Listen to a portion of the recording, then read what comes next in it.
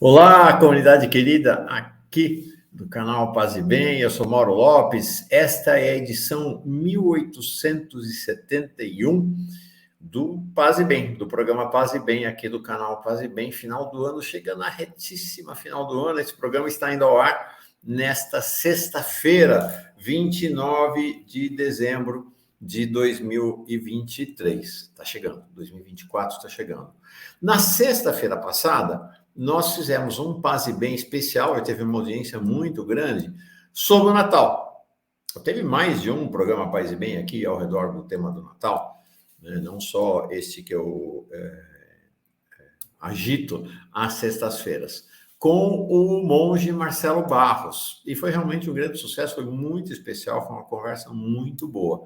Chamei Marcelo, a gente já tinha falado disso no último encontro, de novo, para falar deste fim de ano, falar do próximo ano e falar também no final do programa hoje. Então, espera aí, nós vamos falar um pouco mais sobre o novo livro que ele está lançando. Então, deixa eu embarcar aqui, meu querido amigo e guia, mestre, monge Marcelo Barros. Tudo bem, Marcelo? Olá, gente, tudo bem? Tudo bom, Mauro? Uma alegria muito grande estar com você ainda nessa oitava do Natal. É isso aí. E com essa dimensão de que o Natal sempre é a festa do novo, da novidade, né? E nós vamos viver esse ano novo com essa mística, a Isso. mística da novidade bíblica. Sabe que antes de entrar na conversa, nesta semana que passou, Marcelo, eu estive aqui em Brasília com um deputado federal que é hoje um padre casado, o Raymond, lá do Rio de Janeiro, foi vereador. Muito amigo, não é? Grande figura. E aí, ele teve um pequeno acidente quando saía da Câmara, há uns 20 dias atrás, caiu, bateu o joelho, quebrou o joelho, então está aqui em Brasília, só vai sair de Brasília agora, nessa viradinha do ano, que vai ter condição, tá com a perna paralisada. E aí foi muito legal. Falamos de você, inclusive, no encontro, eu fui visitá-lo, e ele me deu de presente. Eu já tive alguns, acabei sempre dando de presente. O Marcelo tem, você também tem aí, né? Na mão, o anel de Tucum. O anel de Tucum, né? Que é este anel, que é um símbolo, né? Como todo anel, eu uso aqui na mão esquerda, o Marcelo também, vocês estão vendo, né? Deixa eu mostrar aqui, ó. Isso. Tá vendo? Isso é o símbolo de uma aliança, símbolo de um casamento, não é isso, Marcelo? Exatamente. O símbolo... Como é que é essa sua aliança de casamento aí, do anel de Tucum? Você que é monge. Olha, na época da ditadura militar, isso começou na prelazia de São Félix do Araguaia e tomou um pouco o Brasil inteiro. Havia um compromisso de amor, um compromisso de fidelidade, a caminhada libertadora. E como era época de muita repressão, às vezes havia pessoas infiltradas, né, nos nossos grupos, nas nossas comunidades, quase como se fosse para ver se a gente dizia alguma coisa contra o governo, para ver se tinha alguma coisa de subversivo. E, às vezes, a gente ficava sem saber se podia confiar na pessoa ou não, falar de uma maneira mais íntima, mais livre. E o anel de Tucum era o sinal mais forte da caminhada. Se falava pouco disso, não havia uma ideologia explícita, exatamente para salvaguardar o aspecto, vamos chamar assim, místico. O aspecto místico é o aspecto íntimo, né? O aspecto mais profundo, que não se explicita apenas em palavras. Mas quando, por exemplo, eu me lembro tanto, às vezes a gente encontrava no mercado, na rua, no ônibus, alguém com esse anel, a gente podia se aproximar porque normalmente era um companheiro e companheira da caminhada libertadora.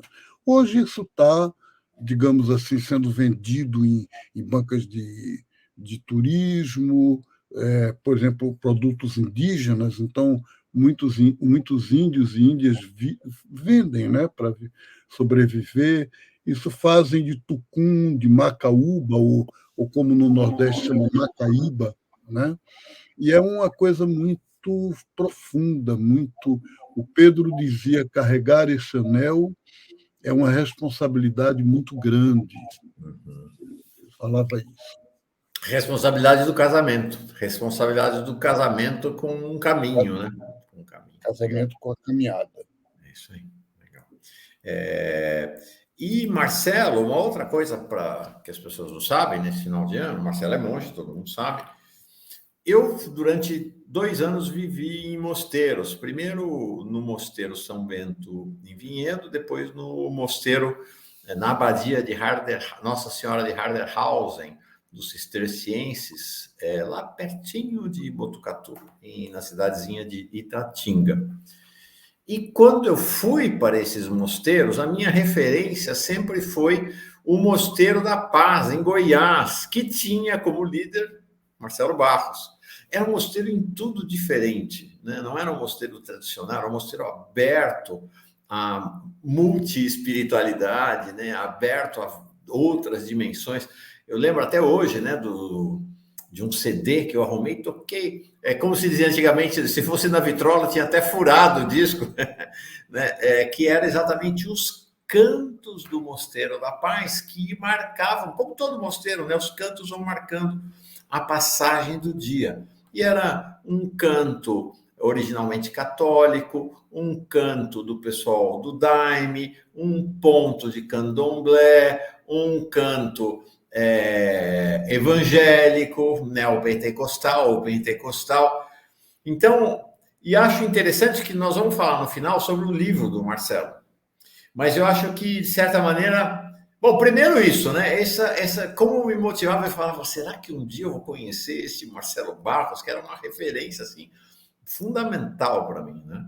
O mosteiro acabou se desfazendo, as pessoas fizeram seus caminhos, mas esta ideia, né, de algo muito livre, né, Marcelo? E quero te dizer isso, você encantou demais essa minha jornada na vida monástica, assim, foi muito inspirador para mim, sabe?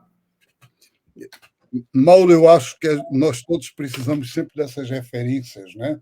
E um é referência para o outro. E quando consegue-se ser uma comunidade como referência, então é uma maravilha. O Mosteiro de Goiás foi fundado em Curitiba, em 1960, por monges que vieram da França, do Mosteiro de Notre-Dame de Tournai, fica perto de Lourdes, lá nos Pirineus, e eles queriam uma vida monástica mais simples, mais em comunhão com as pessoas do que os mosteiros que tinham clausura, que tinham aquela, até hoje tem, né, aquela separação muito grande do mundo. Eles queriam não tanto frisar a ruptura do mundo, mas a ruptura com o sistema mundano da sociedade dominadora. Então, a clausura não era a clausura para o povo. A clausura seria para os poderosos, os sistemas dominadores, a sociedade granfina, enquanto que, para o povo, nós estamos em comunhão, nós vivemos juntos a mesma alegria de caminhada, né? E aí o mosteiro viveu em Curitiba, chamava-se Mosteiro da Anunciação do Senhor, durante 15, 16 anos, e depois passou para a Diocese de Goiás, da cidade de Goiás, que o povo chama de Goiás Velho, na época coordenada, dirigida por Dom Tomás Balduino. E eu, que era monge em Olinda, me juntei a essa comunidade em 1976. E a partir de 77 nós fomos juntos para Goiás. Então se chamava oficialmente Mosteiro da Anunciação do Senhor. Né? E, como você diz, a gente vivia como Mosteiro da Paz. E era um mosteiro macroecumênico. Naquela época, nos anos desde 92, se tentou fazer a APD, Assembleia do Povo de Deus, que era um organismo macroecumênico. Não estou falando da Assembleia dos Organismos do Povo de Deus, que a CNBB, com Dom Luciano Mendes de Almeida, organizou, não, era a APD. E esse organismo macroecumênico tinha como referência no Brasil o Mosteiro de Goiás. Era lá que se encontravam. Foi lá que eu conheci Mãe Estela, minha querida Yalorixá, que depois me recebeu na comunidade dela, né? Foi lá que os índios chavantes, por exemplo, passavam para Goiânia ou para Brasília, se hospedavam conosco, ficavam conosco no mosteiro. Então tinha toda essa pessoas de Umbanda, do Santo Daime, né? Muito comum, muito forte. E também das religiões orientais. Legal. Todos os dias, no ofício do meio-dia, era vivido especialmente em comunhão com uma outra religião. No domingo, com as igrejas cristãs, luteranas, anglicanas. Então, cantávamos cânticos deles e líamos textos deles e delas, né? Na segunda-feira, com o budismo e o hinduísmo, na terça-feira, com as religiões afro, uma vez Umbanda, outra vez Candomblé de alguma linha, na quarta, os grupos que se colocam como um pouco New Age, essa onda de espiritualismo nova, na quinta, com as espiritualidades indígenas, na sexta, com o Islã, com a fé muçulmana, no sábado, com o judaísmo. Legal. Maravilha. Que experiência. Que experiência. A experiência está aí, até hoje. Né? Tá até hoje andando, passeando por aí, essa experiência maravilhosa. Pois bem, Marcelo, final do ano. Estamos chegando exatamente na beirada ali. Né? Hoje o programa está indo ao ar nós gravamos antes, mas está indo ao ar neste dia 29, e não tem final de ano sem balanço do ano, né? Então eu queria ouvir o teu balanço desse ano. Né? Qual o teu olhar para 2023? O balanço de 2023 não é um balanço muito animador, se a gente for olhar. Eu acho que a fé sempre é assim. Ela não vem de uma análise da realidade.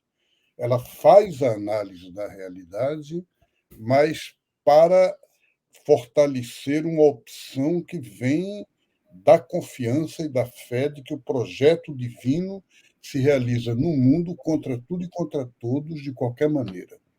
O Evangelho, Jesus tem uma parábola que ele diz que o reino de Deus é como um grão de mostarda. E normalmente as pessoas tendem a explicar isso dizendo é uma semente pequenininha que vira uma árvore grande. Mas no tempo de Jesus, a semente de mostarda era uma praga. Era como aqui no Nordeste a tiririca. Não sei se você conhece. É um capim que pega de uma maneira que ninguém gosta, ninguém quer, mas não se escapa. E quando ele está no campo, não adianta você roçar e tirar as folhas, o capim, os ramos. Se não tirar todas as raízes, quando você vê, ele está de novo lá. É uma Eu praga. não sabia que a mostarda era também uma praga no tempo de Jesus. O John Crossan, que é um exegeta sociólogo, explica isso no livro dele, Jesus Histórico. Tá. E então, o que é que significa isso? Significa que o reino de Deus pega mesmo, não tem jeito. Não, por mais que a realidade seja difícil, seja negativa, seja pesada. Porque quando a gente vai olhar 23, o mundo tinha 27, 28 conflitos internacionais. Em 23, esses conflitos se fizeram mais profundos, nenhum deles parou, e, além disso, além de terem sido intensificados, nós tivemos a guerra da Ucrânia e da OTAN, que se passa não da Ucrânia, da Rússia e da OTAN, que se passa na Ucrânia. Então, a Ucrânia é um palco de guerra de duas potências muito grandes, né? E lá é apenas o palco do uso das armas. E tivemos agora, a partir de outubro, esse extermínio do exército de Israel contra o povo palestino, legitimado pela invasão, pelo atentado do grupo Hamas na faixa de Gaza. Então, mais de 20 mil crianças, dizem, né? Quer dizer, os cálculos são muito difíceis. No programa do Natal, você dizia, falam em 7 mil, 10 mil, não tá. Eu li hoje que entre crianças e adolescentes pode chegar a 20 mil. Mas o fato é que é muita gente morta. E civis, senhoras, mulheres, gente doente, hospitais que são bombardeados todos os dias, todos os dias. Então, é muito difícil. No ponto de vista latino-americano, nós temos uma situação também muito precária, muito difícil, tanto na América Central como na América do Sul. O único país que dá sinais um pouquinho melhores é a Colômbia, né?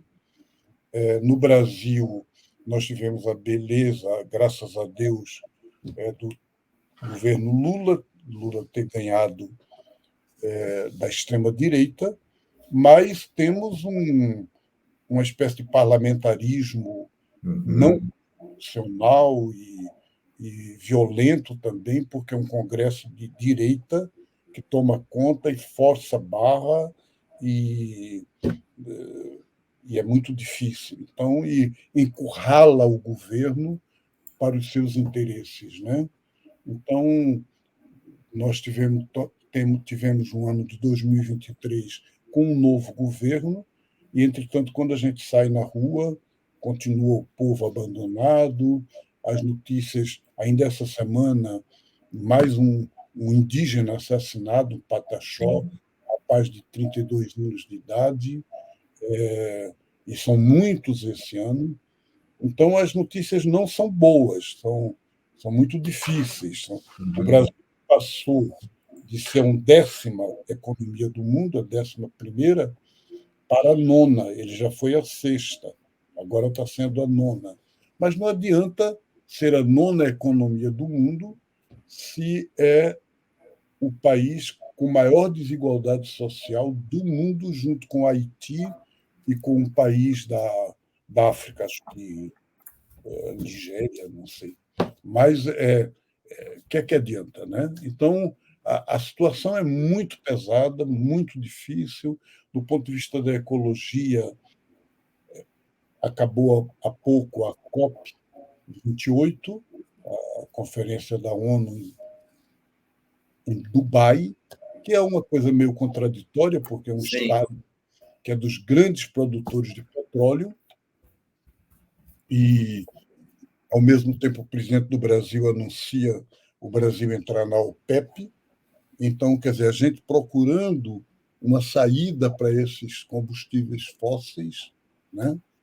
E a realidade é de se falar em buscar petróleo na Foz do Amazonas, em Fernando Noronha, em santuários da ecologia que a gente deveria proteger. Então, nós vivemos uma das maiores, talvez em 40 anos, nunca houve uma seca tão forte na Amazônia, em outras regiões, na África também. Né? Temos um missionário amigo nosso, o padre Edgar Júnior, que foi coordenador das SEBs, e do Encontro Intereclesial de SEBs em Ilhéus, e ele está vivendo há anos em Pemba, na Moçambique. Ele diz que lá a situação é calamitosa, de seca, de fome, de miséria, né? Provocado pela destruição ecológica. Então, é um ano muito difícil, muito difícil. Se você disser, mas diga coisas boas também, eu fico procurando quais, né? Assim, em termos de notícias nacionais e notícias internacionais. Quais coisas boas? Na Igreja Católica, a sinodalidade proposta pelo Papa Francisco, mas quando a gente olha nas bases, onde é que já pegou, onde é que está realmente vivendo essa nova realidade, eu não conheço. O que eu conheço são as dioceses que retornam a um catolicismo do tempo da minha avó ou da minha bisavó. E isso as dioceses que eram de caminhada, que eram dioceses proféticas, né? Falo de Olinda, Recife, falo de Goiás, do Tomás Balduino, falo de outras dioceses, né? Não estou dizendo que tudo é negativo, não estou dizendo isso. Mas estou dizendo que a tendência majoritária é essa. Então, tem profecia, tivemos o 15º encontro intereclesial de SEBS em Rondonópolis, foi muito bonito, muito bom. Então, temos igrejas proféticas, graças a Deus, mas são minorias. Não temos bispos, alguns excelentes, que são bons pastores e profetas, mas minoria. Sempre aquilo que Dom Helder chamava as minorias abraâmicas, né? No cristianismo e também em outras religiões, em outras tradições espirituais. E também no meio do povo, fora das religiões. Você citou o deputado Raymond, nós temos alguns deputados muito bons, pessoas, companheiros e companheiras nossas, aos quais nós agradecemos muito esse testemunho, mas nadando contra a corrente. Sabe, Marcelo, essa é uma coisa, me impactou demais a estatística que saiu esse ano. Já era tradicional, mas tem algum momento que ela te pega, assim, né? 60% da população brasileira vive com até um salário mínimo. Não é que ela vive com um salário mínimo, vive com até um salário mínimo, sendo que desses 60%, mais ou menos 2/3 vivem com menos de um salário mínimo. Vivem com menos de um salário mínimo.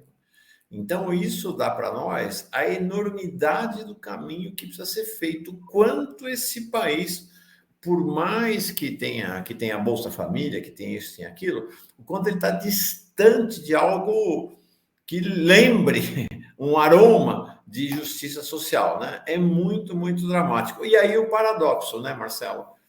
Você tem essa condição trágica do ponto de vista social, mas, ao mesmo tempo, quem frequenta as periferias sabe que as periferias são lugar de choro, são lugar de perdas, são lugar de opressão, mas são também lugar de viver alegria. De viver alegria, né? Eu tive uma empresa durante 20 anos e tinha clientes muito ricos nessa empresa que eu frequentava, ao mesmo tempo que era lá missionário na Pastoral do Povo da Rua. Eu ficava muito impactado de ver como o ambiente desses bilionários, milionários, é um ambiente sempre de dente arreganhado, sempre insatisfeito com tudo. E às vezes eu estava numa reunião com um desses bilionários e ficava pensando, puxa, se esse sujeito tivesse estado, como eu estive essa madrugada na rua, com o povo da rua, para vivenciar a alegria, né? A alegria simplesmente por estar vivo, né? Então, esse paradoxo, né? É muito impressionante, né? Quer dizer, onde eu vi mais alegria na minha vida, no meio do povo, foi em Corococho, uma grande favela do Quênia, Nairobi, e 500 mil pessoas em situação que você diz, meu Deus, como é que um ser humano pode viver dentro dessa realidade? Na lama, não tem água, não tem esgoto, não tem... eles vivem de todos os dias ter que correr e lutar heroicamente para ter o que comer naquele dia, né? E a vida é assim, não tem nada, mas é uma alegria. Eles dançam, eles cantam, eles são acolhedores, eles são solidários, né? E não estamos dizendo isso, vamos dizer assim, saindo do realismo, né? A miséria, ela desumaniza. Então, as periferias, às vezes, são lugares de violência, são lugares muito pesadas, porque as pessoas, por exemplo, atualmente a questão do tráfico, né, é muito séria, é muito duro.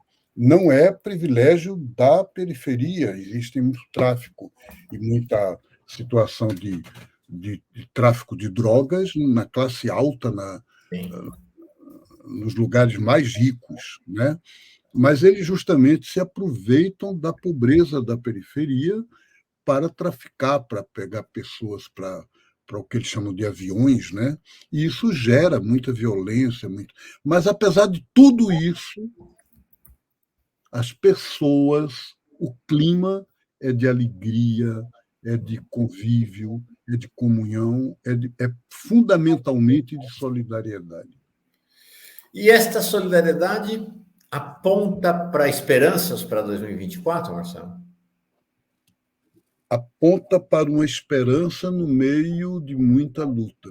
Quer dizer, os indícios é de que 2024 será um ano difícil, um ano pesado, do ponto de vista econômico, como do ponto de vista social, como no ponto de vista político. Nós teremos eleições municipais, né?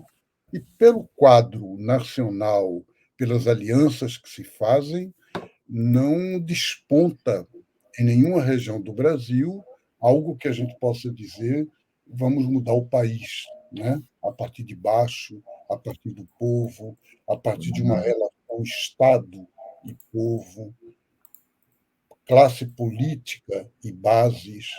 Acho que ainda há uma diferença muito grande entre o que a gente chama de macropolítica, essa política do discurso e dos grandes ideais, e a micropolítica, a relação cotidiana. Muito coronelismo,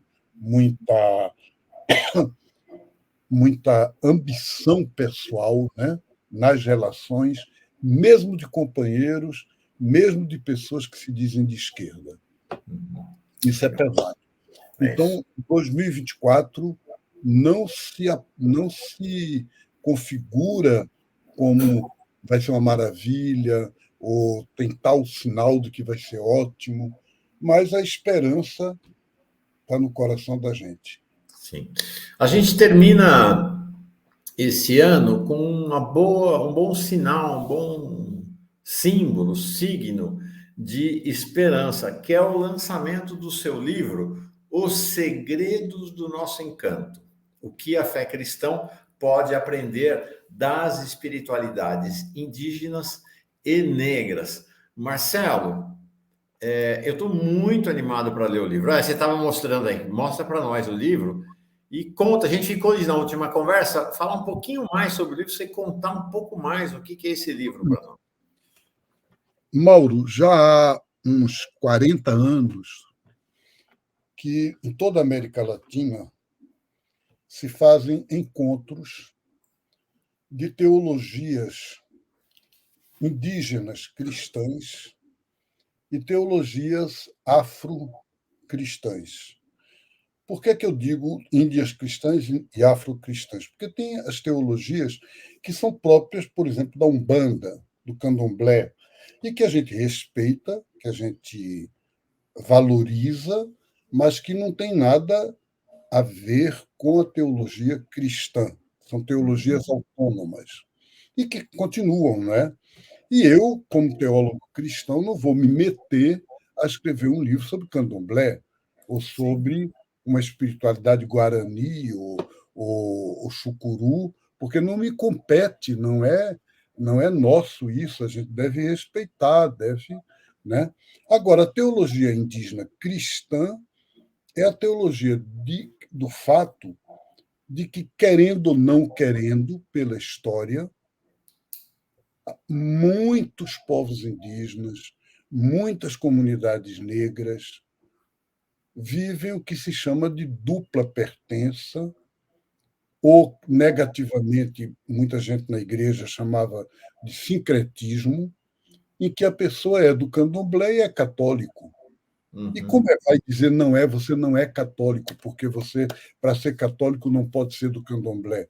Mas isso violenta a pessoa não sente isso assim.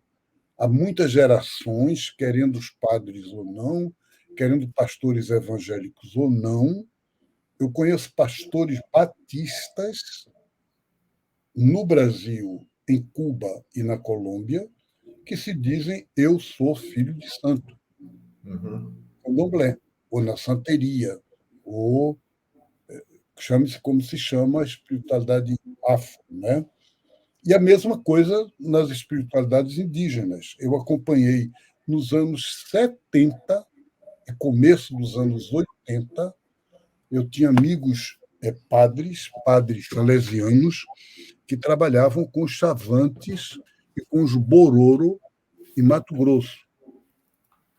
E eles me contavam que eles fizeram um capítulo, um encontro de missionários, e a partir da fundação do CIMI, Conselho Indigenista Missionário, eles receberam como orientação tomar cuidado para não catolicizar os índios. Uhum. Porque antes era o normal. Eles iam para as aldeias indígenas e marcavam batismos, primeira comunhão, e os índios eram obrigados a assistir missa, etc. Nos anos 70, eu viajei uma vez num caminhão para levar vacinas de coqueluche para uma aldeia chavante no Mato Grosso, e eu viajei com 2 rapazes indígenas que iam cantando para mim Kyrie eleison em gregoriano. Eles tinham aprendido. E eles achavam que eu ia gostar, que eles tinham que mostrar para mim que eles sabiam cantar gregoriano, cântico gregoriano dos monges, né? Que eles aprenderam com os padres salesianos. Então, isso acabou, ou devia acabar. Então, os salesianos disseram: não vamos mais batizar criança por batizar. E foi um conflito, porque os pais e as lideranças do povo chavante diziam: nossos filhos têm direito a ser batizados. Nós já não temos nada, nós já perdemos a terra, nós já perdemos muita coisa da nossa cultura. Vocês ainda querem nos tirar esse direito? E aí os salesianos tiveram que compreender que tinham que encontrar um modo que era não negar o batismo para aqueles que quisessem e, ao mesmo tempo, não fazer proselitismo de conquista. Uhum. Então, o grande problema existe essa teologia indígena cristã desde os anos 90, mas ainda numa linha que a gente chama de enculturação, de adaptar o cristianismo. Neste livro é que a proposta não é de adaptar o cristianismo, é de perguntar o que é que Deus nos revela através do outro, do diferente. O que é que eu, como cristão, sem precisar deixar de ser cristão, eu aprendo do candomblé, eu aprendo das espiritualidades indígenas, eu aprendo do Santo Daime. Então, aí sim, a síntese será outra. Não se trata de pegar coisas do candomblé para o cristianismo, mas se trata de perguntar o que o cristianismo deve mudar no diálogo com essas culturas. Então, essa é a novidade do livro. Claro que é um livro de começo de conversa, ele é feito numa linha de ver, julgar e agir, e as pessoas que leem, por exemplo, o meu grande amigo e mestre, Eduardo Ronert, me disse: Marcelo, você escreveu um livro muito bom, eu gostei muito, mas eu percebi que a primeira parte é grande, a segunda parte é maior, e a terceira é apenas um capítulo, o Agir. Eu disse: pois é, porque a primeira parte é a realidade, o livro é um livro de teologia, então ele incide mais na segunda parte que eu discerni, e quanto ao Agir, ele é extremamente cuidadoso. Ele não é eu que estou dizendo que a gente não deve simplesmente enculturar o cristianismo, então como é que eu ia fazer uma parte enorme do Agir? Não dava. Eu apenas dou dicas, mostro algumas pistas e deixo o terreno livre, né? Então, mas é um começo de conversa, não é um final de conversa. Sim. Interessante que você usou uma palavra, Marcelo, que me parece chave, né? Você falou em diálogo. Porque só tem diálogo entre iguais. Se você entrou numa conversa e alguém está numa posição que se arroga ser uma posição de autoridade, já não tem mais diálogo, né? Não há mais diálogo. Quer dizer, é preciso que eu me coloque não só como igual, mas como alguém que precisa ouvir, precisa aprender e que você tem alguma coisa a me ensinar. Se eu não acho que você tem nada a me ensinar, nada a me dizer, e que eu não tenho nada que aprender de você, não há diálogo. Agora, eu vou lançar esse livro, eu lancei esse livro ontem, dia 28, quinta-feira, no Rio de Janeiro. Vou lançá-lo hoje à noite em Três Rios, neste dia 29, sexta-feira. E vou lançar na Casa da Acolhida, no dia 4 de janeiro, que é quinta-feira próxima, na cidade de São José dos Campos. E no dia 7, no domingo da Epifania, primeiro domingo do ano, eu vou lançar no curso de verão do SESEP, no Teatro Tuca, em São Paulo, o Teatro da PUC, com todos os alunos do curso de verão do SESEP, às 10 da manhã. E aí, puxando a sardinha para o meu lado, para a minha terra, que é Brasília, dia 22 de janeiro. 22 de janeiro, segunda-feira. Isso, às 7 da noite, aqui em Brasília, lá nos Jesuítas. No Centro Cultural de Brasília, dos Jesuítas. É isso aí. No L2 Norte. Vou estar lá. Marcelo, muito interessante esse seu livro, que é um livro de um monge de uma longa caminhada. Eu acho esse livro muito interessante porque ele, de certa maneira, ele te traz para o lugar onde você começou sem ser o mesmo lugar. Porque qual foi a missão que Dom Helder Câmara te deu quando você, jovem monge, foi atuar junto com ele? De certa forma, esse livro celebra os 50 anos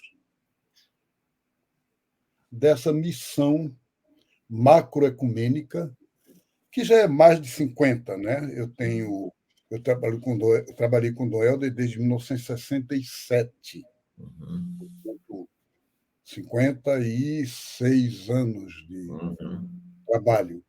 Mas eu acho que a partir de 1973, ano em que os bispos do Nordeste fizeram o documento Eu Ouvi os Clamores do Meu Povo, que agora completa 50 anos completou em 2013, né? Naquele momento, esses clamores do meu povo não eram só clamores sociais e políticos, eram também os clamores de serem respeitados nas suas culturas, inclusive culturas religiosas. E o Dom Helder nos chamou atenção para isso, ele próprio deu sinais muito fortes nessa direção do diálogo interreligioso, com candomblé, com banda. Isso. E você lembra, começou toda uma perspectiva que depois deu a pastoral afro, né? Ainda naquela década de 70, a missa da Terra Sem Males, né? Pedro Casaldáliga, a missa dos Quilombos, né? Em 1979, 1980, com Milton Nascimento. Então, foi todo um começo. Então, eu acho que esse livro celebra um pouco esse cinquentenário, esse jubileu. Tem é até emocionante isso, porque a imagem que eu faço é assim: chega Dom Helder para um monge rapazote, jovem, fala: ó, tua missão é sair por aí e conversar. Vai conversar com o povo do candomblé, vai conversar com os indígenas, vai conversar. E aí, de certa maneira, você está apresentando a Dom Helder agora o relatório dessas conversas de 50 anos, né? Esse livro. Né? Exatamente. Estou restituindo um pouco o balanço dessa caminhada. É isso aí, muito legal, parabéns. Ótimo. E que alegria poder contar com você junto desse balanço e junto dessa caminhada e desse programa tão bom que eu acho que a gente tem que celebrar, agradecer a Deus e agradecer a Deus a sua resistência e como você tem sido fiel a essa missão. Você é uma inspiração para mim, Marcelo, grande inspiração. Dia 22 de janeiro vou estar com o Marcelo pegando o livro, meu exemplar, autografado, aqui em Brasília. E fica aí, então, um convite para todo mundo que quiser ir nos lançamentos. Quem não quiser ou não puder ir nos lançamentos, mas quiser o livro, é só chegar na internet, tá? E digitar o nome do livro está aqui, ó. Os Segredos do Nosso Encontro, Marcelo Bastos. Você compra pela internet para chegar na sua casa. Acho que vale a pena para pensar esse mundo em que essa escuta é fundamental para a última chance, talvez, que a gente tenha de salvar a vida no planeta, tal como nossas gerações conheceram. Então, se alguém não percebeu, não viu, porque é muito pequenininho o nome, né, na capa, Editora Recriar. Perfeito. Então, no site da editora, o livro já está lá para vender. Perfeito. Editora Recriar, vai lá, você consegue. Marcelo, um ano de muita esperança feita, encontros, conversa, diálogos, relações de afeto e fraternidade para você. E, como sempre, queria te pedir para encerrar lançando boas palavras, lançando uma bênção sobre nós aqui que estão assistindo. O dia 1º de janeiro é o dia que a Igreja Católica, há mais de 50 anos, dedica como Dia Mundial da Paz. Uhum. E a primeira leitura da celebração do dia 1º de janeiro é uma leitura pequena do livro dos Números, que é um livro do Primeiro Testamento, e contém uma bênção que os profetas do livro dos Números dizem para os sacerdotes dar ao povo. E eu queria repetir aqui essa bênção. Uma bênção bíblica, judaica, portanto ecumênica, porque ela é da espiritualidade judaica e da espiritualidade cristã. E que São Francisco de Assis adaptou. Ele pegou essa bênção. Portanto, quando eu for dizer a bênção aqui, você vai dizer, essa é a bênção de São Francisco. Ela é, mas ela já foi um pouquinho trabalhada. Eu vou dizê-la na linguagem da Bíblia, na linguagem judaica. O Senhor te abençoe e te guarde. O Senhor volte para ti o seu rosto sereno e te seja benigno. O Senhor volte os olhos para ti e te conceda a paz. Amém. Amém. Amém, gente querida. Feliz 2024 para todo mundo, de luta e afetos. Tchau. Paz e bem, Marcelo. Feliz Ano Novo! É isso aí.